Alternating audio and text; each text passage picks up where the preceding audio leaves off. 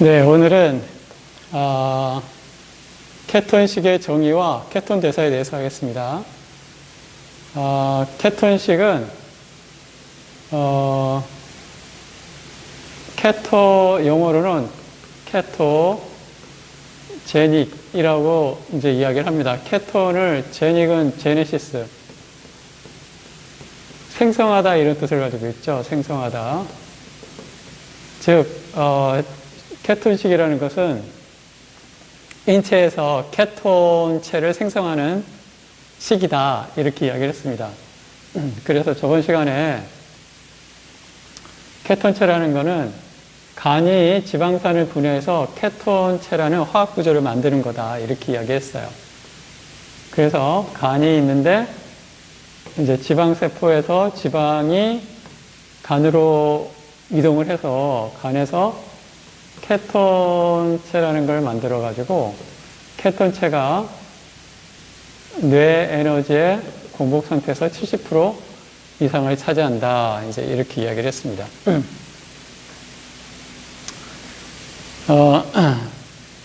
일반 식단, 저탄수 식단, 케톤식을 비교해 보면 일반 식단은 하루에 탄수화물이 250 내지 300g 정도가 된다. 그래서 포도당이 주요 원료가 된다. 이로 인해서 식후 혈당의 변동성이 커진다. 이제 이렇게 이야기를 했습니다.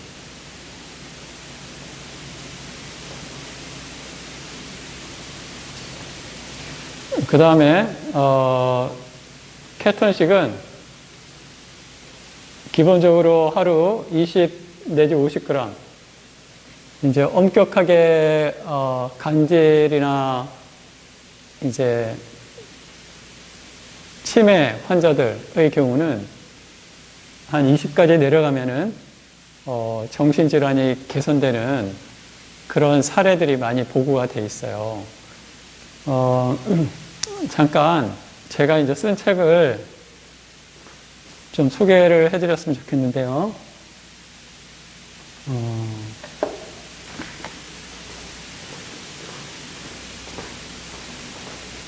이게 이제 제가 쓴 책이에요. 작년 2월 달에 나왔는데, 5월 달인가?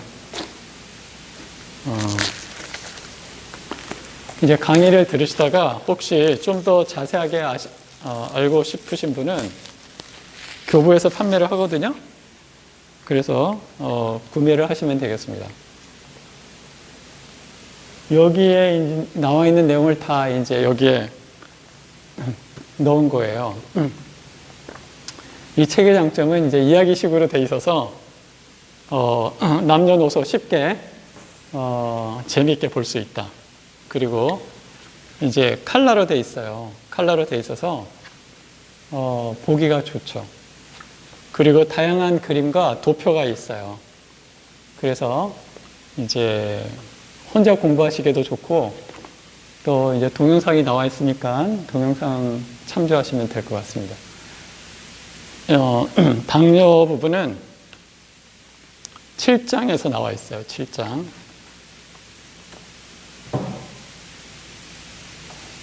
그래서 그때부터 케톤체가 이제 본격적으로 나온다.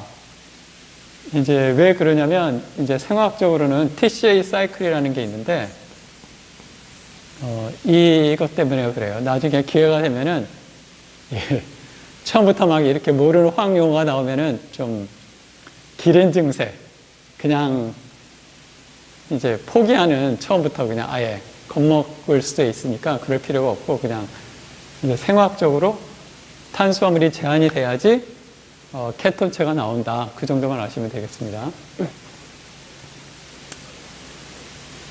그럼 이제 제2형 당뇨의 기전은 뭐 여러 가지가 있겠지만 이제 과도하게 당질, 여기 당질이라는 건 이제 포도당을 말하는 거죠. 포도당.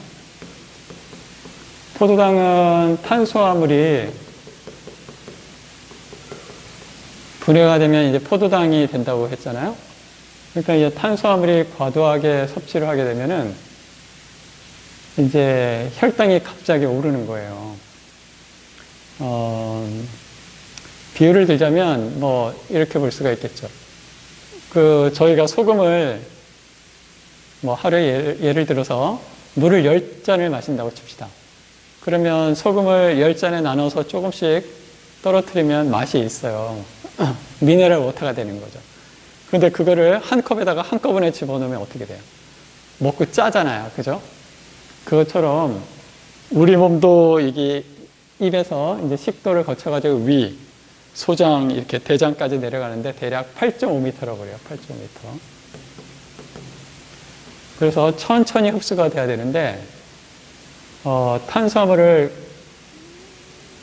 과다하게 먹으면은 갑자기 이게 혈액 안에 흡수가 되는 거예요. 이제 흡수가 되면은 이제 갑자기 혈당이 올라가는 거죠. 이제 혈당이 올라가게 되면은 이게 위험하다고 그랬잖아요. 그러니까 췌장에서 인슐린이라는 게 나오는 거예요. 인슐린이 뒤따라서 나오는 거죠. 그러면 이제 인슐린이 일종의 이제 초인종 같은 역할을 한단 말이에요. 세포에 이제 인슐린 수용체가 있는데, 여기 인슐린이 혈액에서 돌아다니다가 딱 인슐린 수용체에 딱 붙으면 인슐린 수용체에서 신호를 줘가지고 포도당이 들어오게 한단 말이에요. 그러니까 인슐린이 똑똑, 지금 혈액 중에 포도당이 너무 많아. 그러니까 문 좀 열어주세요 하는 거예요. 그러면 이제 세포가 문을 탁 열면은 거기를 이제 포도당이 세포 안으로 탁 들어가는 거예요. 그러면 이제 어떻게 되겠어요? 혈당이 세포 안으로 들어가니까 갑자기 낮아지는 거죠. 그죠? 그러면 인슐린도 따라서 이제 낮아지겠죠. 그죠? 그러면 이게 고혈당이 되는데 갑자기 인슐린이 췌장에서 막 뿜어져 나오니까 갑자기 혈당이 낮아지는 거예요. 저혈당 증세가 나오는 거예요. 저혈당. 저혈당 증세가 되면은 이 인체가 내 몸이 영양소가 부족하다고 이제 인식을 하는 거예요. 착각을 하는 거죠. 그러면 또 어떻게 돼요? 공복감이 이제 생기는 거예요. 갑자기. 그러면 이제 또 허겁지겁 먹게 되겠죠. 그러면 이제 대부분의 식품이 이제 탄수화물 식품이니까 또 갑자기 또 고혈당이 되는 거예요. 그러면 똑같이 또 인슐린이 또 나와서 또 저혈당이 되고. 그래서 이거를 이제 혈당 롤러코스터라고 그래요. 고혈당이 됐다가 저혈당이 됐다가 고혈당이 됐다가 저혈당이 됐다가 고혈당이 됐다가 저혈당. 이제 그렇게 되면은 이제 인체가 정신이 없는 거죠. 인체가 정신이 없고 빨리 피로해지겠죠. 그죠? 빨리 피로해지고 췌장이 원래는 이렇게 많은 포도당을 위해서 만들어진 게 아닌데 이 포도당이 너무 많이 들어오니까 이제 췌장이 힘들게 인슐린을 만들다가 나중에는 이제 자빠지는 거죠. 나물랑. 그러면 이제 췌장이 기능을 못하게 되는 거죠. 파괴. 그리고 인슐린 수용체가 인슐린에 의해 가지고 딱 신호를 줘야 되는데 세포 안에 포도당이 너무 많아졌어요. 내가 혼자 먹고도 그냥 남아돌아 이제. 더 들어올 수가 없어. 더 들어오면 세포 나도 위험해. 그러면 인슐린 수용체가 줄어들어요. 개수가. 그러면 인슐린이 아무리 나와도 세포가 흡수를 못하게 되는 거예요. 그걸 이제 인슐린 저항성이다. 인슐린에 대해서 더 이상 저항을 하는 거예요. 세포가. 그러면 이제 혈액 내 포도당 농도도 높고 인슐린 농도도 높은데 혈당은 계속 줄어들지 않고 유지가 되는 거죠. 그러면 그 다음은 어떻게 하겠어요? 내 몸이 살아야 되니까 소변으로 내보내는 거죠. 그래서 이제 아까 설명드린 대로 인슐린 저항성이 발생한다. 인슐린 저항성이라는 건 별게 아니라 계속 고혈당 상태가 되니까 세포가 나도 살자. 그래서 인슐린 수용체를 줄여버리는 상황이 되는 거죠. 그 다음에 췌장의 베타세포가 피로해져요. 피로한 다음에 계속 이제 기능이 저하되고 나중에 파괴가 돼요. 파괴가 되면 이제 제1형 당뇨로 가는 거예요. 1형 당뇨.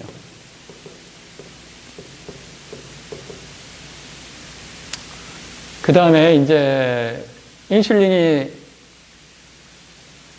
이제 안 들으니까 저항성 때문에 수용체가 줄어드니까 혈당이 이제 만성적으로 고혈당이 되는 거예요. 그러면 이제 어떻게 되겠어요? 고혈당은 뭐라고 그랬어요? 마치 설탕 절임하고 같아요. 설탕 절임. 뭐 예를 들어서 뭐 야채 같은 거 있잖아요. 야채나 뭐 과일이나 뭐 여러 가지 식품들을 놓고 설탕에다 딱 담그면 어떻게 돼요? 그 야채에 있는 물이 설탕으로 쫙 빠져나가잖아요. 그죠? 근데 이제 혈관은 10만 킬로미터나 된단 말이에요. 혈관이 계속 이제 순환을 해야 되는데 순환을 못 하는 거죠. 왜? 이제 피가 끈끈해지니까 마치 엿을 고우는 것처럼 엿이 이제 처음에 농도가 낮더라도 계속 처음에서 수분을 날리면 어떻게 해요? 농도가 높아지잖아요. 그럼 나중에 이제 끈적끈적 해가지고 막 힘들게 이제 돌려야 된단 말이에요. 제가 어렸을 때 갑자기 생각났는데 이렇게 막 돌리다가 어렸을 때였을 거예요. 손가락을 푹 빠진 거예요. 그래서 어떻게 됐겠어요? 이제 손톱이 빠진 거죠. 그 기억이 문득 나네요. 그때 이제 손톱에서 이제 고름 냄새도 나고 어렸을 때 그랬던 기억이 나는데 다행히 이제 손가락 자르지는 않고 손톱만 빠지는 걸로 끝냈는데 이 온몸에서 이제 그런 현상이 일어나는 거예요. 그러면 이제 혈액의 순환이 안 되니까 뭐 산소가 공급이 안 되겠죠? 또 영양소도 잘 공급이 안 돼요. 그럼 이제 세포가 이제 어떻게 되겠어요? 죽는 거죠. 괴사가 되는 거예요. 합병증. 그래서 이제 대표적인 게 시신경에 그렇게 혈액이 이제 가야 되는데 혈액이 못 가면 어떻게 해요? 시력이 점점 강퇴가 되는 거예요. 시신경이 점점 죽게 되는 거죠. 그래서 당뇨성 이렇게 시신경 손상. 또 옛날에는 막 이렇게 손발을 자르는 경우도 있었다고 그래요. 그 이제 원인이 뭐예요? 간단한 거예요. 탄수화물만 적게 먹으면 되는 거다.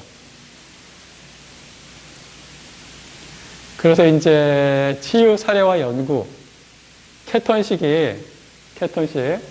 그러니까 케톤식은 쉽게 말해서 저탄고지와 똑같은 거예요. 저탄고지. 탄수화물은 적게 먹고, 지방은 많이 먹고, 저탄고지나 케톤식은 같은 거예요.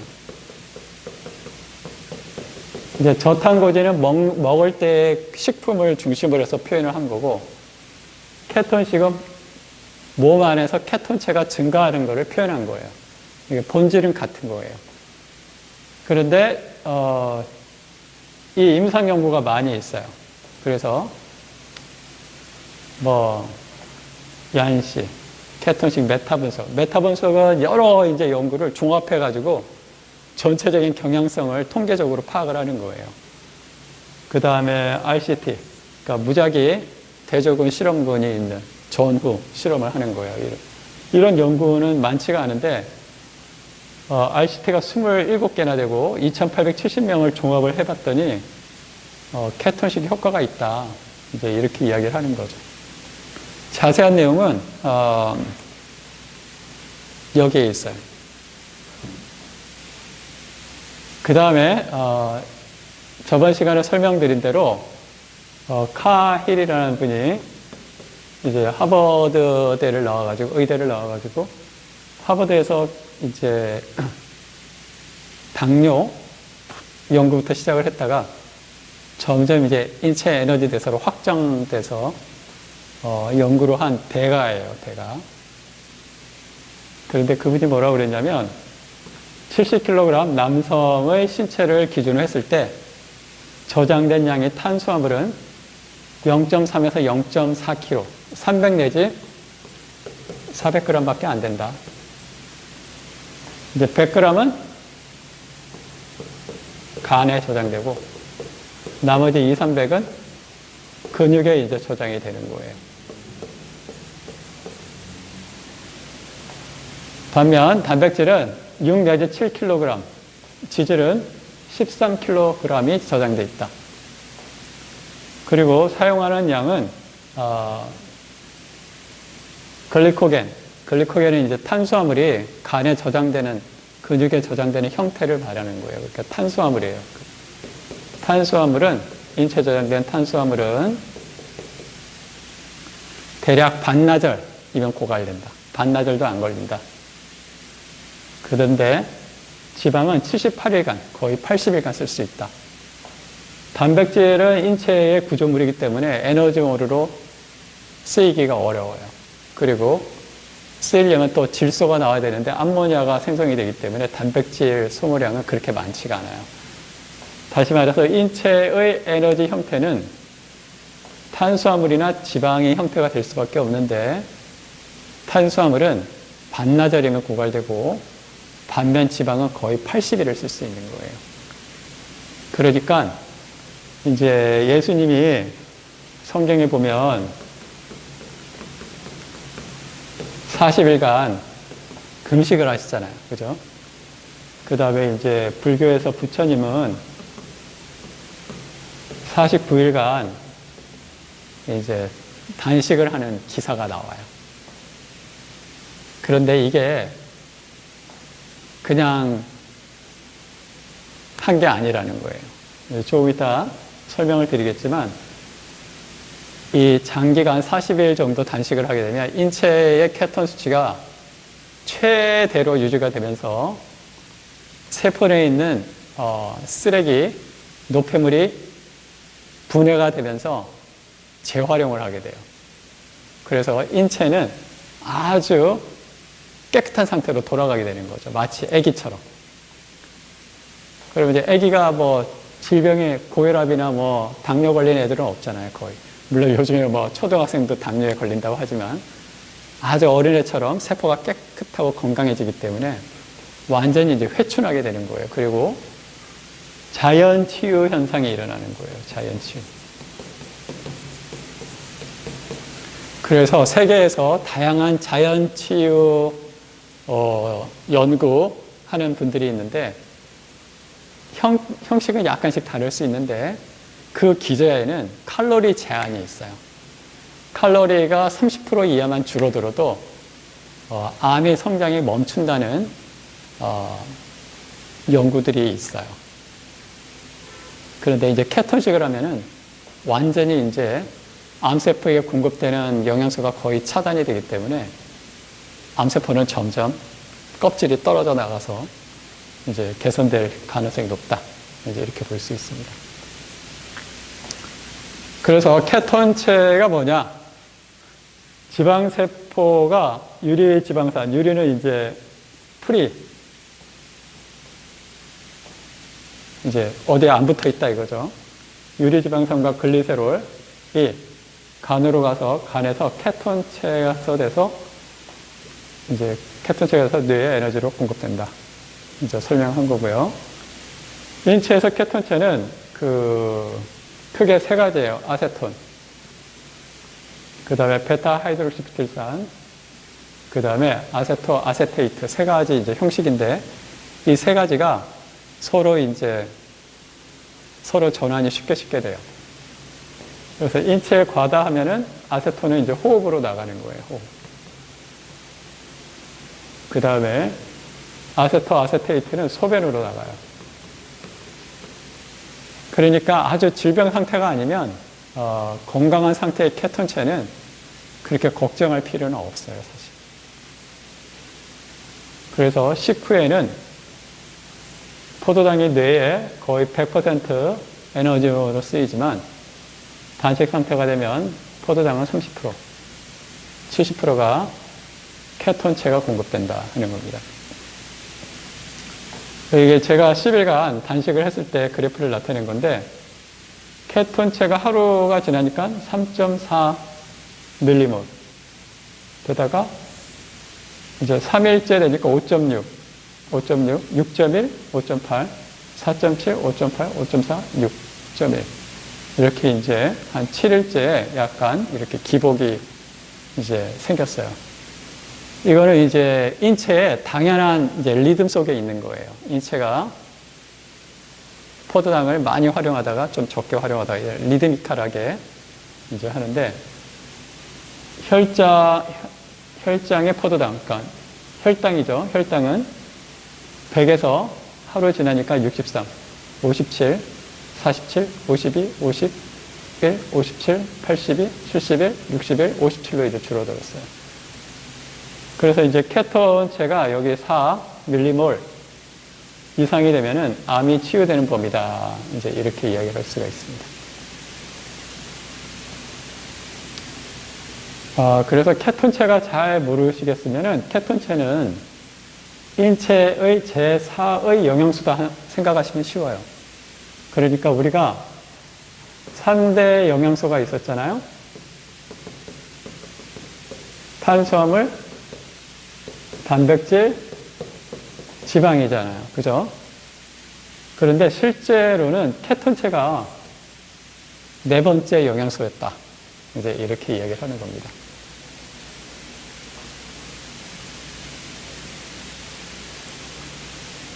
그러면 사람만 그런가?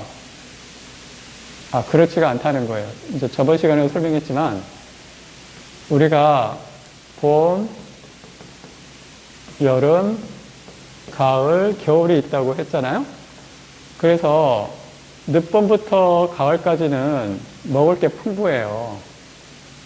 뭐 과일도 있고, 뭐 고구마도 있고, 뭐 풀들도 많잖아요. 그죠?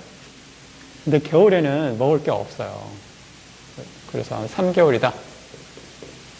3개월 동안에 다람쥐들은 겨울잠을 잔대요. 곰도 마찬가지예요. 그래서 조사를 해봤더니 겨울잠을 약간 비몽사몽한, 완전히 팍 죽은 것도 아니고 약간 비몽사몽인 상태를 토르포 상태라고 한대요. 그래서 이 12월부터 3월 사이 겨울잠을 잘 때 케톤체가 이제 2.5mm까지 올라가는 거예요. 그리고 이제 먹을 게 많을 때는 이제 거의 0으로 수렴을 하는 거죠. 반면 포도당은 토르포 상태일 때 혈당이 이제 4밀리몰 밑에까지 내려가고, 여름이나 가을이 됐을 때는 8, 9까지 이제 올라가는 거예요. 그래서 겨울에 먹을 게 없으면 혈당이 점점점 줄어들고 대신에 몸에 저장된 지방이 나와서 간으로 가서 케톤체가 증가를 하면서 케톤체가 뇌와 또 심장근 또 인체의 다른 세포에게 영양소를 공급하는 거예요. 그러면 케톤식을 어떻게 하면 쉽게 할 수 있느냐 했을 때 아주 쉬운 방법이 있어요. 이제 제가 만든 용어인데 삼위일체 채식을 하는 거예요. 삼위일체는 뭐예요?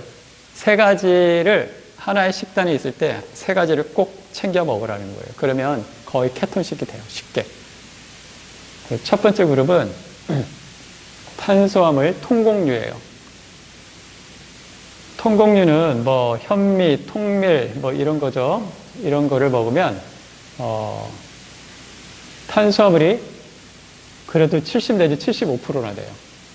단백질이 7%고 이 곡류는 지질이 1 내지 2%밖에 안 돼요. 그래서 이 현미 채식이 좋다고 하잖아요. 그런데 현미만 먹어서는 필수 지방산을 공급할 수가 없어요. 특히 그나마 이 지질도 오메가6가 많아요. 그 다음에 그러면 두 번째 그룹은 뭐냐? 저번 시간에 설명드린 대로 콩류, 대두, 종실류, 견과류, 이게 이제 하나의 그룹이 되는 거예요. 그러니까 녹두나 팥, 완두 이거는 안 된다고 했죠. 대두, 해바라기씨는 오메가6가 많아서 안 좋고, 권장하는 건 대두나 서리태, 들깨 아주 좋죠. 호두 좋아요. 피칸, 아몬드 이런 것들. 그래서 두 번째 그룹은 보시면 아시겠지만 지질도 20에서 60%까지 아주 많죠. 단백질도 20에서 40%까지라 돼요. 참고로 소고기에 단백질이 20%밖에 안 돼요. 그러니까 콩류나 대두, 종실류, 견과류만 먹어도 단백질 결핍이 없어요. 그리고 필수 아미노산은 다 있어요. 다만 비율이 약간 차이가 나는데 이런 곡류와 이 대두류를 이렇게 섞어 먹으면 완벽한 계란보다 더 높은 고효율의 완전 식품이 되는 거예요. 그 다음에 세 번째 그룹은 수용성 비타민류로 채소류나 과일류를 드시면 된다. 여기 이제 해조류도 포함이 될 수 있겠죠. 그래서 여기서 보시면 빠진 성분이 물이에요. 그래서 탄수화물 75, 단백질 7에서 10, 지질 이렇게 하면 물이 한 15%밖에 안 되는 거예요. 곡류는. 그런데 채소류는 거의 95% 이상, 99%가 물이에요. 그 다음에 이제 콩류나 대두, 종실류는 한 5% 내지 10%가 물이고. 그래서 이 문제가 탄수화물을 드시면은 조금 이따 이제 표가 나올 텐데 이 탄수화물이 너무 고농도로 먹는다는 거예요. 특히 이제 지금 단백질이나 지질, 지방 함유량은 현미나 통밀일 때 그런 거예요. 백미, 이거는 거의 없죠. 제로. 그래서 사실 현대에서 도정한 백미나 백밀가루를 먹는 건 거의 설탕을 먹는 거랑 다름이 없어요. 다만 이제 결합을 해놨을 뿐이지 결국은 인체에 데미지가 주는 건 거의 이제 유사한 상황이 되는 거예요. 그래서 설탕 많이 먹지 마 그러면서 열심히 떡을 드시고 있는 분 있잖아요. 떡은 설탕보다 더 농축이 되어 있는 거예요. 아주 그냥 독약이라고 생각하시면 돼요. 그러니까 떡을 만약에 먹는다 하더라도 그 안에 이제 콩이나 견과류, 종실류 이런 게 많이 섞여 있는 걸 이제 조금만 드시는 게 좋아요.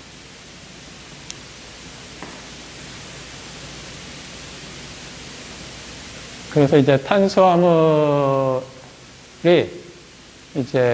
탄수화물뿐만 아니라 육식을 하게 되면은 이제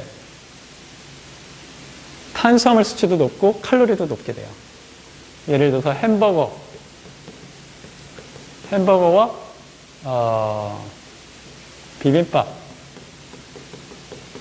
밥이 있다.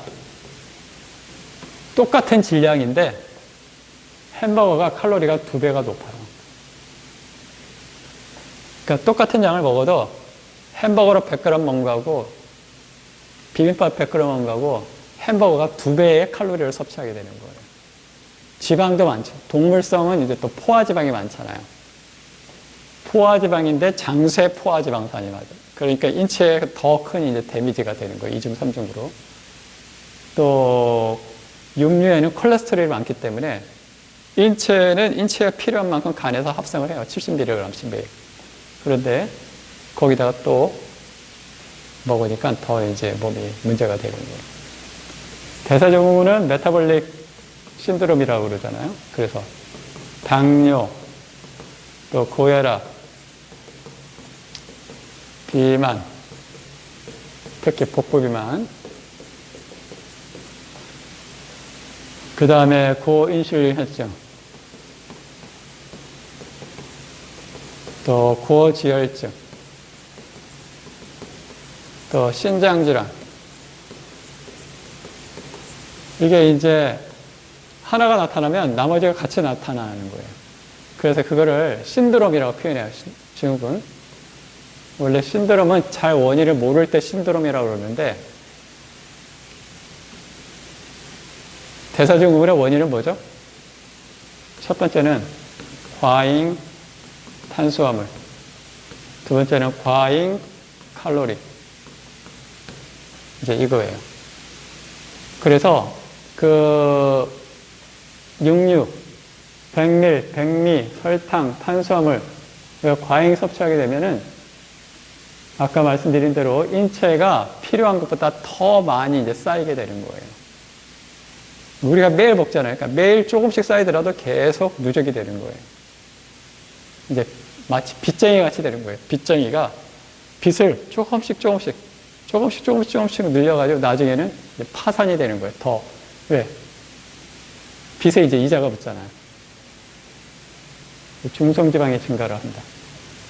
그럼 이제 복부 비만이 되는 거예요. 복부 비만. 이제 지방이 쌓이는 데가 제일 먼저 피부에 쌓이거든요. 이제 피부에 쌓이고 더 이상 이제 쌓일 데가 없으면 그 다음에 이제 간에 쌓인단 말이에요. 간에 쌓이다가 더 이제 쌓일 데가 없으면은 혈관에 쌓인단 말이에요. 그 이제 혈관에 쌓이다 더 쌓일 데가 없으면 이제 복부에 쌓이는 거예요. 장. 복부.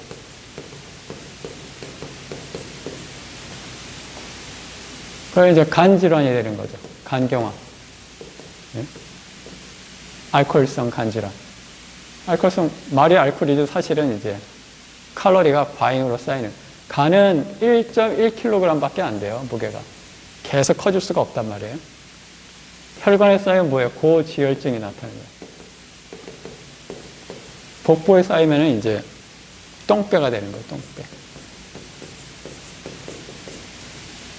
그러니까 이제 요즘에는 워낙 똥배가 있는 사람들이 워낙 많아가지고 이제 별로 참 이상하게 생각 들지도 않는데 똥배가 나왔다 하면 뭐예요? 그 사람은 이미 혈관에 기름기가 많은 거예요. 그러니까 똥배가 나온 사람은 고지혈증 환자가 거의 99%예요. 그 다음에 또 뭐가 문제가 있겠어요? 간 질환이 있죠, 그 사람은. 간에 이제 지방이 껴 있으니까 해독작용도 잘 못하고, 그죠? 이제 노폐물 제대로 해독을 못하는 거죠. 그러면 어떻게 돼요? 간에서 해독을 못하면 신장에서 이제 해독을 해야 되거든요. 그러니까 이제 신장이 망가지는 거예요. 또 인체에서 이제 이 지방이나 이제 고지혈증이 되면 어떻게 돼요? 고지혈증이 되면 랜델 사이클이라고 그러니까 지방과 탄수화물이 산화 경쟁을 해요. 그러니까 무슨 말씀이냐면 세포가 이렇게 있으면 혈관에 지방과 탄수화물이 같이 돌아다니잖아요. 그래서 세포에게 이용되려고 서로 경쟁을 한단 말이에요. 그럼 세포는 효율이 좋은 걸 선택해요. 지방이 효율이 좋아요. 그러니까 지방을 먼저 받아들여요. 그러니까 탄수화물은 계속 농도가 높은 거죠. 그러니까 고지혈이라는 거는 혈액에 지방이 많다는 이야기인데 그 상태면 이미 이제 혈당도 높게 되는 거예요. 그러니까 이제 고지혈증이면 뭐 대부분이 당뇨가 있는 거죠, 당뇨. 그러니까 간질환, 당뇨, 고지혈증, 똥배, 그 다음에 이제 신장 손상이 된다고 그랬잖아요. 왜? 혈액의 흐름이 느려지니까 노폐물이 잘 안 걸러져요. 그러면 어떻게 돼요? 노폐물을 걸러내려고 신장에서 압력을 더 강하게 가는 거예요. 그러면 이제 압력이 가해지니까 신장에서 이제 걸러내야 되겠죠. 그런데 노폐물이 워낙 많으니까 신장이 이제 찢어지는 거죠. 사구체 같은 게. 근데 신장이 점점 이제 구멍이 나는 거죠. 그러면 이제 단백뇨, 요단백. 소변으로 이제 단백질이 나오고 이제 그러는 거죠. 그리고 이제 고혈압이 되면 또 이 뇌세포가 이제 혈관이 이제 손상을 받거든요. 그럼 이제 치매 같은 게 걸리는 거죠. 또 뇌 혈액순환이 잘 안 되니까 영양소가 잘 안 가면 인체가 이제 우울 증상이 나타나요. 이제 우울 증상이 대표적인 게 뭐예요? 의욕이 없다. 잠이 잘 안 온다. 그리고 죄의식이 저절로 생긴다. 또 심한 경우는 이제 자살 생각이 난다. 이런 거잖아요. 그럼 왜 그러냐면 뇌 에너지 공급이 잘 안 되니까 자기를 활동을 딱 정지시키는 거예요. 에너지가 모자라니까 활동을 정지시켜. 그러니까 의욕도 없어요. 판단력도 줄어들고. 그래서 멍 때리는 거죠. 쉽게 말해서. 또 불안 증세도 많이 일어나고 또 몸에 이제 혈액순환이 잘 안 되니까 염증도 많이 생기겠죠. 그래서 이제 심혈관 질환도 생기고 이제 결국은 대사증후군이 생기는 거예요. 그러니까 이제 어떻게 생각하면은 톨스토이가 그랬잖아요. 행복한 집안은 한 가지로 행복하고 불행한 집안은 여러 가지 이유 때문에 불행하다고. 똑같은 거예요. 그러니까 이제 일단은 이 여러 가지 이제 증세가 나타나는데 사실은 원인은 고탄수화물 식이, 육식이에요. 그러니까 해법은 간단해요, 너무나. 식물성 케톤식을 하는 거예요. 식물성이면서 저탄고지. 그러면 이제 그렇게 맛없는 걸 어떻게 고기가 맛있어 이렇게 생각하시는데 절대 안 그래요.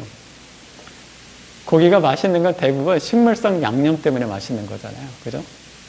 그렇기 때문에 이제 정말 자기가 이제 생각을 해야 돼요. 나는 정말 건강해지고 싶은가. 그렇다면 이 정도는 충분히 할 수 있죠. 얼마든지.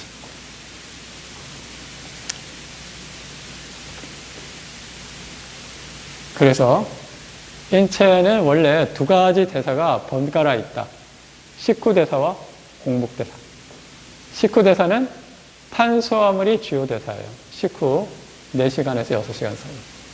공복대사는 식후 6시간 이후부터 먹은 탄수화물이 없어지고 그때부터 몸에서 저장된 지방이 이제 이용하는 거예요. 그게 이제 주기적으로 일어나야 몸이 깨끗해지고 이제 이러는데 건강하고 현대인은 어떻다고 그랬어요? 계속 이제 영양소를 섭취하니까 몸이 점점 힘들어지는 거죠. 혈액순환도 잘 안 되고.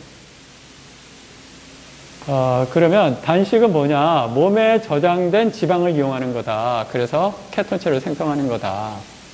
케톤식은 이제 밥을 안 먹으면 배고프니까 먹자. 먹는데 탄수화물을 줄이고 지방을 이용해라. 지방을 먹으면 케톤체를 생성한다. 그럼 이제 식물의 지방은 뭐가 있다고 그랬어요? 뭐가 많다고 그랬어요? 아까 이제 삼위일체 채식법에서 나왔듯이 콩류, 견과류,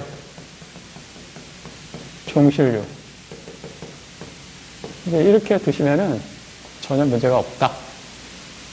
자연계 동물은 식후 대사와 공복 대사를 반복했다.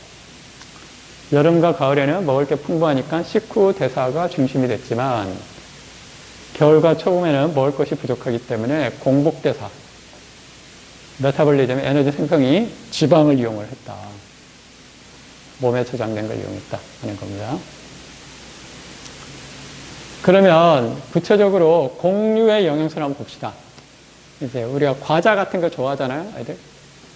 과자 전병이 있어요. 이거는 이제 100g 기준이에요. 100g 다. 과자 100g에 탄수화물이 몇 g? 84g이에요. 또 누룽지, 즉석밥 90g이 탄수화물이에요. 그러니까 10%가 무게예요. 그러니까 막 설탕 덩어리를 먹는 거예요. 쉽게 말해서. 강정 89.96g이 탄수화물. 시리얼 많이 먹죠? 아침에 시리얼. 예? 뭐 시리얼 광고를 보면 좀 뭐 미래지향적이고 현대인의 어떤 라이프 스타일인 것처럼 막 이제 뭐 우유 같은 데 섞어서 먹잖아요. 그 시리얼이 사실은 88g이 탄수화물이에요. 그러니까 설탕을 먹는다고 생각하면 돼요, 사실은. 다만 이제 포장을 해놓는 거죠. 그럴싸한 포장지에다가 막 이렇게 막 부어서 먹으니까 이제 뭐 되는 것 같지만 그게 아니다. 옥수수 과자 강냉이 87g 탄수화물이고요. 쌀로 만든 시리얼도 역시 86g 탄수화물. 뭐 시리얼, 코코아 시리얼 85g 탄수화물. 현미 시리얼이라고 또 광고를 나오죠. 그래도 현미니까 좋아. 85.33g의 탄수화물이에요. 그래서 탄수화물은 쉽게 말해서 이제 침으로 녹여가지고 씹어보면은 단맛이 난다. 그러면 탄수화물이에요. 과자 뻥튀기 82g이 탄수화물이에요.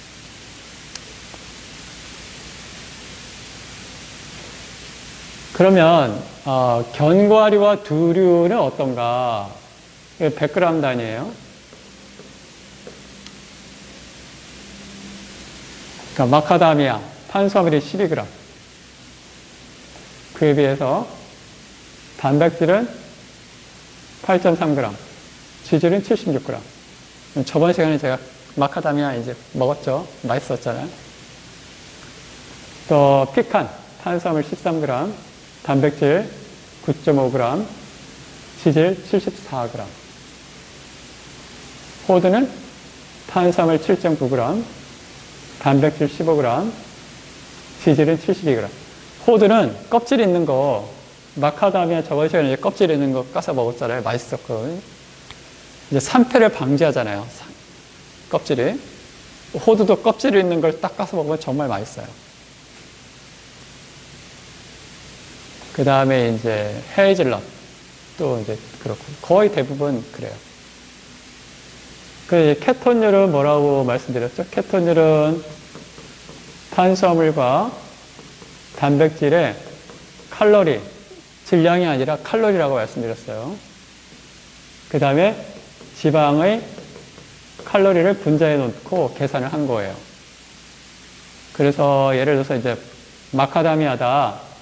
마카다미아는 탄수화물이 48.8 킬로칼로리, 단백질은 8.3에다 4를 곱하니까 33.2 분에, 지질은 76.7g인데 9를 곱하니까 690이 됐어요. 그래서 계산을 하면은 8.4가 나와요. 케톤율 1.0만 넘어가도 몸의 개선 효과가 막 느껴진다고 말씀드렸잖아요. 4.0만 넘어가면 암이 치유된다라고 이제 어떤 학자가 이제 주장을 했어요. 이제 나중에 한 4번째 시간에 식물성 케톤식과 암 치유에 대해서 이제 할 거예요. 거기서 이제 자세히 설명을 드리겠지만, 암은 주식이 탄수화물이에요. 그렇기 때문에 탄수화물을 제한하면 암은 굶어 죽게 돼 있어요. 들깨도 이제 좋죠. 쭉 한번 보시고, 이 표는 이 책에 나와 있어요. 이 책에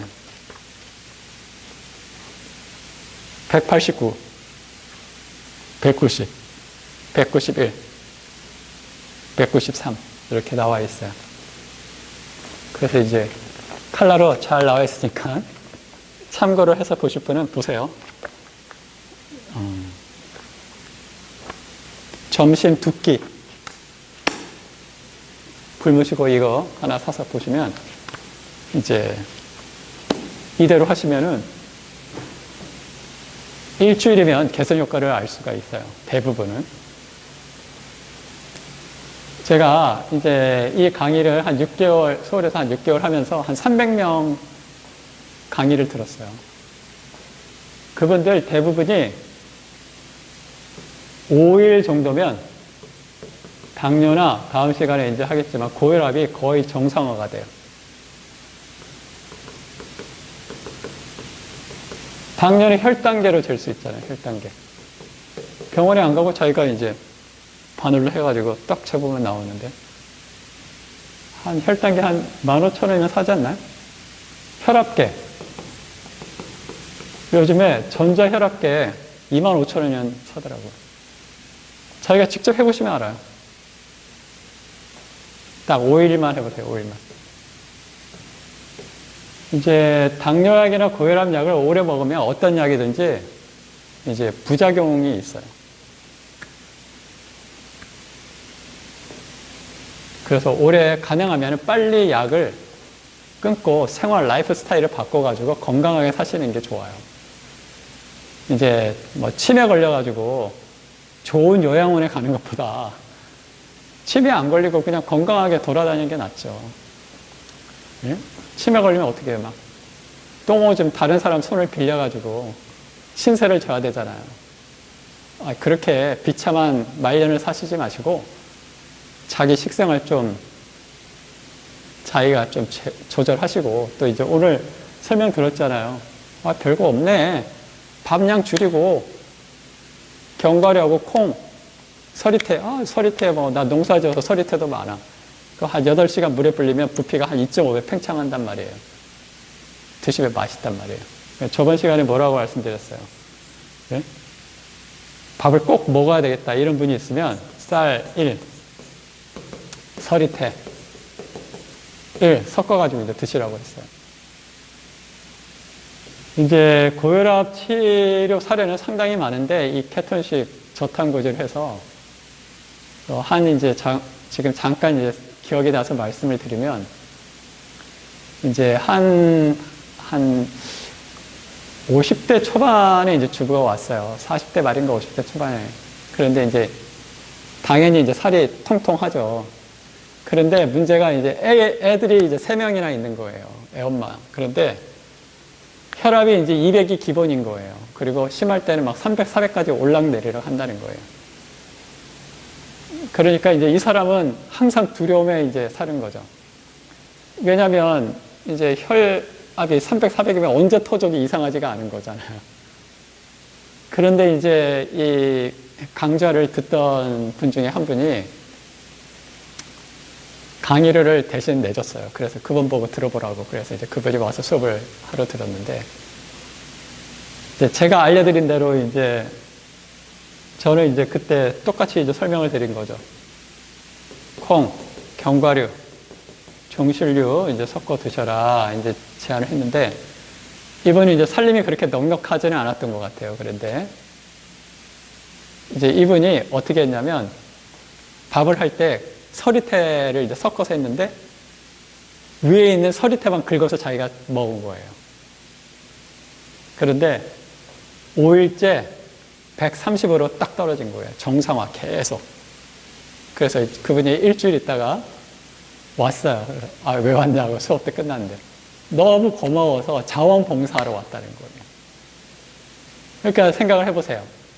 이분이 40대 말인데 애들도 어리고 초등학생도 안 들어간 애들이 있고 막 3명이나 되는데 터지면은 누가 돌볼 거예요, 그 사람은.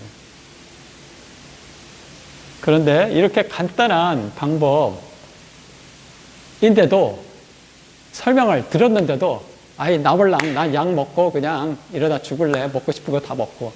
그렇게 살면은 그렇게 사는 거예요. 그거는 자기가 결정을 한 거기 때문에 자기 삶에 대해서 책임을 져야 되는데 문제는 고생하는 사람은 그 사람만 고생하는 게 아니라 주변 사람들이 고생을 한다는 거예요.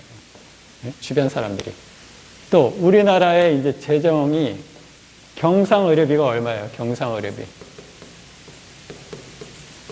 네? 경상의료비는 공공과 민간을 합한 게 경상의료비잖아요. 네? 2025년에 237조 원이었어요. 이게 우리나라 정부 재정의 36%였어요. 그러니까 자기가 아프면은 뭐 나 혼자 뭐 아프고 그냥 고생할래. 이걸로 끝나는 게 아니라 자기 주변에 있는 가족들. 가족이 없는 사람은 이 공공 재정에 부담이 되는 거예요. 예? 그러니까 자기 한 몸 제대로 건사도 못하고 이런 내용을 모르면 모를까 이런 내용을 들었으면서도 계속 그런 라이프 스타일을 산다는 거는 이제 공동체의 일원으로서 약간 비양심적인 거죠. 그죠? 서리태 살 돈이 없어요? 쌀은 10kg를 먹는 것보다 서리태 1kg만 먹어도 돼요. 예? 그러니까 사람이 너무 많이 먹어가지고 지금 병드는 거지 못 먹어서 병드는 사람은 없어요. 지금. 그래서 이제 좀 보시고 과일류. 과일류는 여기서 보면은 이제 100g당이에요. 100g당. 대부분이 탄수화물이 10g 미만이에요. 그죠? 여기 좀 올라가는 것도 있긴 한데, 그러니까 90%는 물이라는 소리예요, 물. 그래서 과일은 한꺼번에 막 많이 먹지 않은 이상은 물이 많기 때문에 혈당이 그렇게 갑자기 높아질 수가 없어요. 밥이나 빵 먹는 것처럼 그렇게 올라갈 수가 없어요. 당 지수가 있고 당 부하가 있는데 당 지수를 당 부하라고 착각을 하고 자꾸 뭐 과일도 많이 먹으면 안 돼 막 이런 소리를 하는데 그렇지가 않아요. 텀만 잘 두시면 몸에 큰 부담은 없습니다. 그 단백질, 야 굶으면 단백질은 어떻게 하냐? 단백질은 이제 몸무게 1kg당 0.8g을 권장해요. 이게 한 10년 전인가? 15년 전인가는 1.0g이었어요, 우리나라는. 그런데 실제로 단백질 요구량을 보면은 중간이 0.67g이에요. 그러니까 그렇게 많이 먹을 이유가 없는 거예요. 분포도가. 그리고 단백질 합성을 어디서 제일 많이 해요? 위에서 거의 45%, 식도에서 30%, 간에서 20%, 결장에서 10%. 이게 다 뭐예요? 소화와 관련된 거예요, 소화. 그러니까 음식을 먹으니까 이렇게 많이 쓰이는 거예요. 그러니까 근육에 실제로 5g도 안 돼요. 2.5g, 2.5%밖에 안 돼요. 네? 실제로. 그러니까 우리가 음식을 딱 끊으면은 인체에 필요한 단백질량은 10분의 1로 줄어들어요. 90%가 감소되는 거예요. 그러면서 몸에 있는 노폐물, 엉긴 단백질이 분해가 돼서 영양소를 쓰는 거죠. 그래서 이제 사례 연구 논문을 이제 좀 제가 정리해서 이 책에 이제 넣었어요. 이 책에 다 나와 있는 거예요. 뉴트리언트라는 유명한 학회자인데 리뷰 논문이에요. 이제 여러 가지를 이제 종합해서 포괄적으로 이제 권위자가 쭉 이제 흐름을 써주는 거예요. Effect of ketogenic diet on the prophylaxis and treatment of diabetes mellitus. 그러니까 이제 당뇨 치유와 거기에서 이제 케톤식의 효과에 대해서 이제 쓴 거예요. 근데 이 사람이 이제 뭐라고 이야기했냐면, 케톤식과 제2형 당뇨 논문수가, 보세요. 2000년도까지는 거의 없었어요. 그런데 2010년을 기점으로 해서 급격히 많아지고 있어요. 아니, 효과가 없으면 이렇게 논문이 많겠어요? 효과가 있으니까 이제 많아지는 거예요. 그러니까, 그런데 2형 당뇨뿐만 아니라 1형 당뇨도 지금 보시면 2000년까지는 없잖아요, 제로. 2010년부터 조금씩 이제 생기고 2020년도에 많아지고 있어요. 그래서 이제 식물성 케톤식을 하면서 저도 이제 그 예측하지 못했던 일들이 많이 있었는데 1형 당뇨 환자도 식물성 케톤식으로 많이 개선되더라는 거예요. 최소한 저에게 있어서는 1형 당뇨 환자 2명이, 그것도 한 사람은 이제 여기 시골에 사는 사람이고 한 사람은 경기도에 사는 분이었는데 전혀 다른 분이었는데 2명이 다 1형 당뇨였는데 식물성 케톤식으로 130, 140으로 떨어지더라고요. 400이던 사람이. 그래서 이제 저도 상당히 놀랐는데, 한번 해보세요. 그 다음에 이제, Therapeutic role of low carbohydrate ketogenic diet in diabetes. 당뇨에서 저탄수 케톤 시기가 치료 효과가 있나 했는데, 진짜 실제 효과가 있더라. 그래서 이제 정상지와 당뇨지를 이제 실험을 해봤더니, 이제 세모가 저탄수예요. 세모가. 이 녹색은 당뇨를 유발시켜주고, 빨간색은 정상주예요. 이 세모가 당뇨 유발주인데, 혈당이 케톤식을 한 다음부터 당뇨 혈당이 쭉 내려가는 거예요. 그에 비해서 고탄수화물씩 내고 일반식 동그라미는 혈당이 계속 올라갔어요. 이런 이제 혈당이 급격히 떨어졌다. 정상쥐는 약간 더 떨어졌죠. 그죠? 200인데 100으로 거의 이제 정상화가 된 거예요. 그 다음에 이제 당뇨에 걸리면은 영양소가 소변으로 나가니까 이제 몸이 점점 마르죠. 먹는 건 많은데 몸은 점점 말라가. 왜? 몸이 소변으로 이제 영양소가 다 나가는 거예요. 그러니까 몸이 계속 마르는데, 지금 저탄수 케톤 시기를 했을 때는 몸무게가 오히려 올라가고 있어요. 정상지.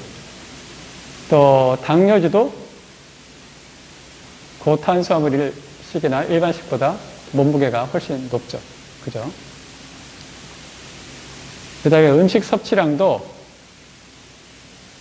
지금 케톤식을 한 당뇨지랑 케톤식을 한 정상지가 제일 적어요. 음식 섭취량이, 이건 쥐를 가지고 실험한 건데, 먹고 싶은 대로 먹게 한 거거든요. 이제 나중에 이제 설명을 더 드리겠지만, 몸에 이제 케톤 수치가 높아지면은, 시상에 식욕 중추가 억제가 돼요. 그래서 뭐 냉장고를 열어도 뭐 별로 먹고 싶은 생각이 없고, 이런 거죠. 그러니까 사실 이제 케톤식을 하게 되면, 식물성 케톤식을 하게 되면 몸도 건강해지고, 또 식비도 줄어들고, 이제 이렇게 되는 거죠.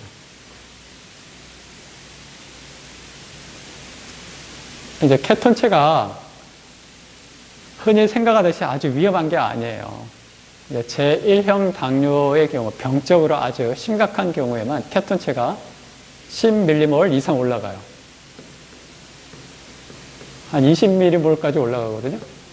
이런 게 위험한 거지, 건강한 사람의 경우는 거의 대부분 10mmmol 이하가 되는 거예요. 그거는 건강한, 생리적인 케톤 수치인 거예요. 수치라고 이제 표현을 하는 거예요. 케톤체가 얼마나 안전한가 하면은 산모와 아기의 혈액에서 케톤체가 아주 수치가 높아요. BHB는 베타하이드로시프틸산, 혈중의 케톤체를 말하는 건데요. 평균 보면은 산모는 0.2, 출생아는 0.2 밀리몰이에요. 그런데 최대값은 2, 출생아, 산모는 4.4까지. 이거는 아까 보셨지만 3, 4일 단식을 해야 나오는 케톤체가 산모에게서 나온다는 거예요. 출생아에게서도 케톤체가 이렇게 수치가 높다는 거예요. 왜 그러냐면 케톤체가 이제 혈액에도 잘 녹고 지방에도 잘 통과를 하고 아주 효율적인 에너지원이란 말이에요. 특히 뇌로 잘 들어가서 혈액 흐름을 원활하게 만들어줘요. 그래서 이제 산모의 이제 임신주에서 거의 2mmmol, 제대혈에서도 거의 한 0.5에서 1mmmol 수치가 계속 유지가 된다. 그래서 이 논문은 여러분이 인터넷에 검색하시면 원본을 보실 수가 있어요. Keton body in the fetus and newborn during gestational diabetes and normal delivery. 그러니까 임신성 당뇨도 사실은 탄수화물 섭취를 줄이잖아요. 그러면 임신성 당뇨가 안 생겨요. 다 개선이 돼요, 대부분. 한번 해보세요.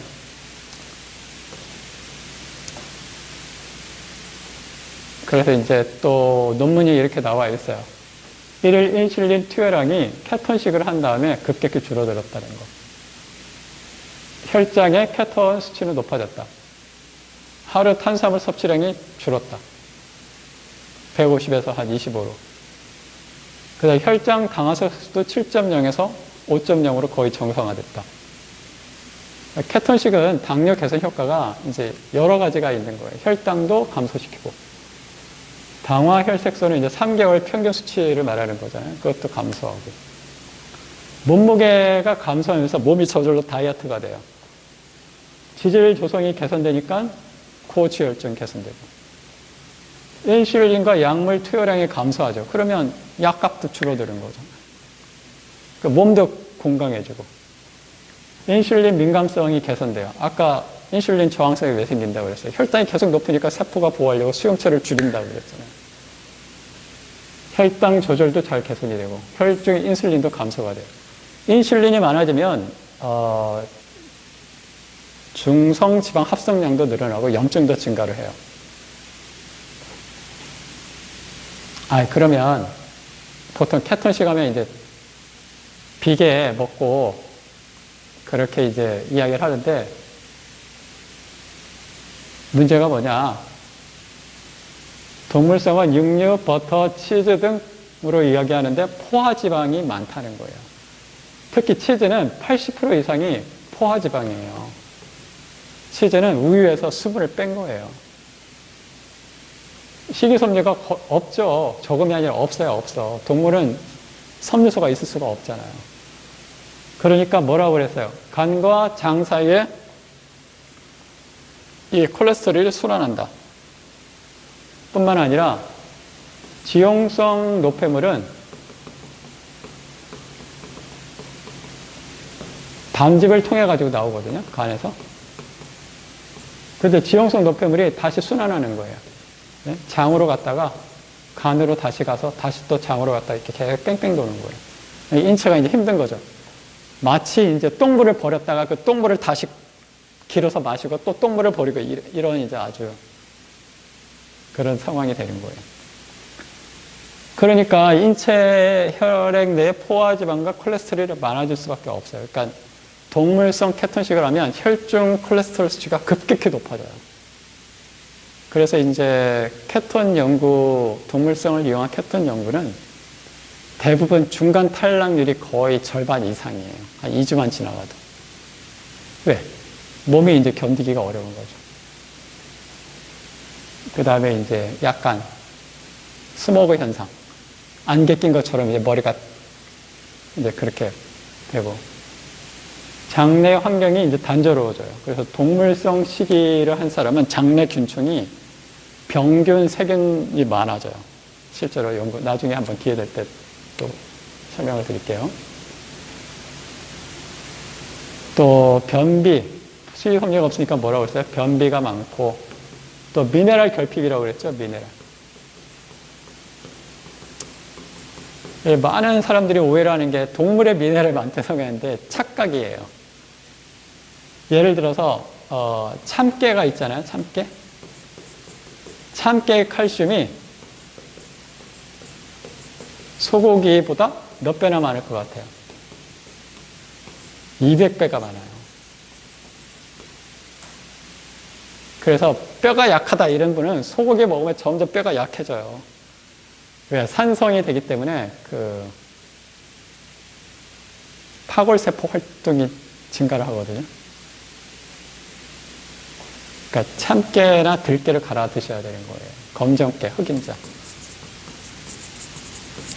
식물성 케톤식은 견과, 아보카도, 들기름, 대두, 네? 서리태, 많잖아요. 아까 말씀드린 뭐가 있어요? 호두, 그죠? 캐슈넛, 마카다미아, 예? 브라질러 종류가 많아요. 또 이 맛이 제각기 또 다르고, 예? 식이섬유가 풍부하잖아요. 예? 그러니까 변도 잘 나와. 또 담즙으로 나온 노폐물, 지용성 노폐물도 잘 흡착해서 변으로 막 나오고. 그러니까 몸이 이제 가벼워지는 거죠. 변을 못 보고 이제 막 쌓여있으면 막 짜증 나잖아요. 그죠? 아, 이게 막 짜증이 나고 뭔가 막 막혀있는 느낌인데, 식물성 케톤식을 하면 변도 막 잘 나오고. 또 이제 식이섬유가 장내 유익균에 의해 가지고 단세 지방산으로 변해요. 단세.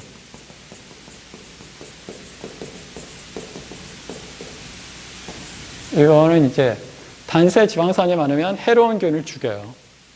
그리고 이 장크롬 친화성 세포라는 걸 자극을 해가지고 장 운동을 촉진시켜요. 6초에 한 번씩 꿈틀거려야 되거든요.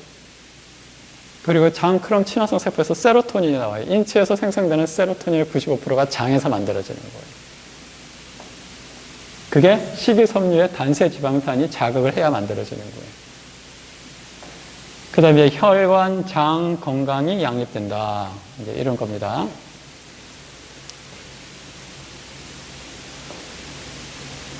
그래서 이제 40일간 단식을 하면은 이제 카힐이라는 분이 이제 설명을 해주셨는데요.